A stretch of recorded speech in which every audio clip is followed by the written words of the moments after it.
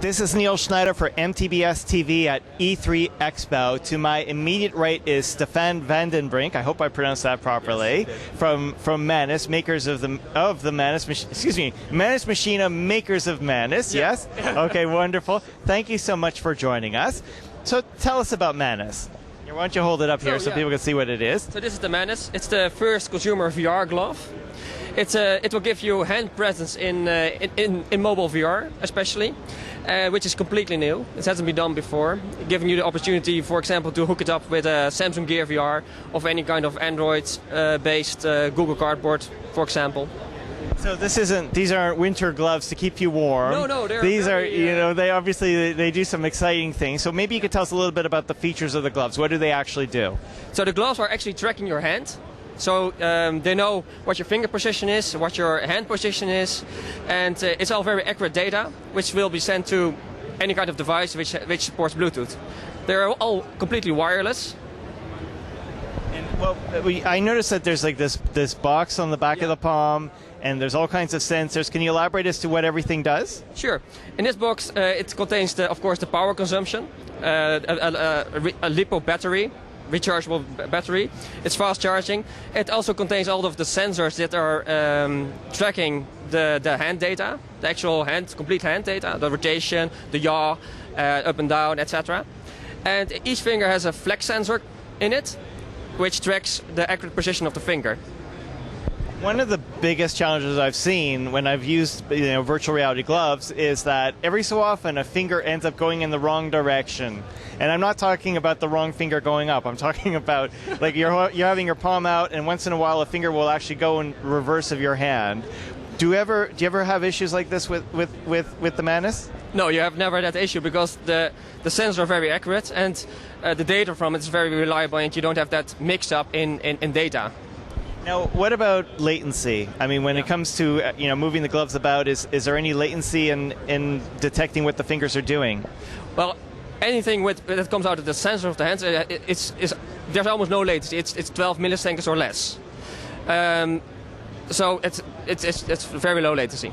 So there's two aspects of the tracking. So we have, obviously, we understand the glove. It's detecting what the individual fingers are doing.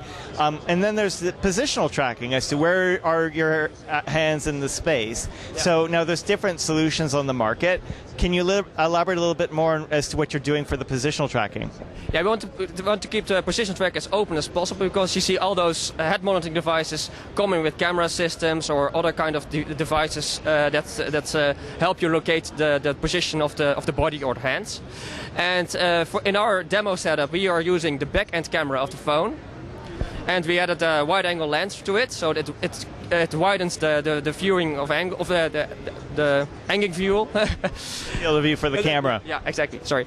And then with color traction, we know the position of the hand, and the accurate data from the glove, like the finger position and the actual turning of the hand and the yawn of the hand, that is sent to the phone and combined to a full hand presence.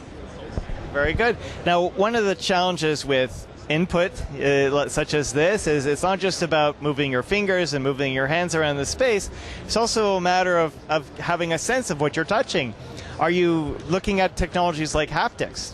Definitely, haptics is one of the most important things, especially when you're doing a glove. People want some kind of feedback back. And in this case, in our developer kit, we have already included a rumbler. So you have a tactile feedback integrated into the glove. In the future, we want to expand that tactile feedback to the complete hand for the fingertips, etc. And we want to improve on it. Now, you have an active Kickstarter at this point, yes? Not yet, no. Not yet. It's a work in progress. Okay, I stand corrected. So where are you at with this? At this phase, we're now sending out. Our pre-order option has now gone online on our website, so developers can pre-order the glove now for $279. And we will send them as soon as possible to the developers to create content. Is there a Kickstarter on the road for this, or it's not necessary?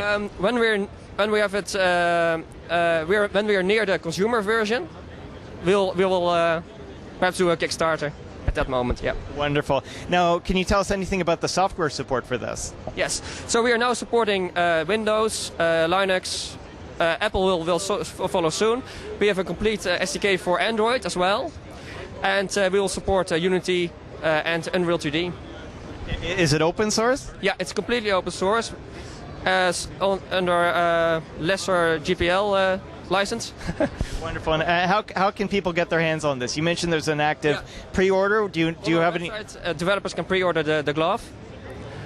And when are you anticipating availability? In 2 or 3 months. We want to send out the developer kits to the developers. Okay, very good. And who do you think would be the early adopters for this? Any kind of game developer or developer for virtual training, for example. Wonderful. Well, thank you so much for joining us. This is Neil Schneider for MTBS-TV at E3 Expo, checking out the Manus. Thank you so much for joining us. We will be back with more.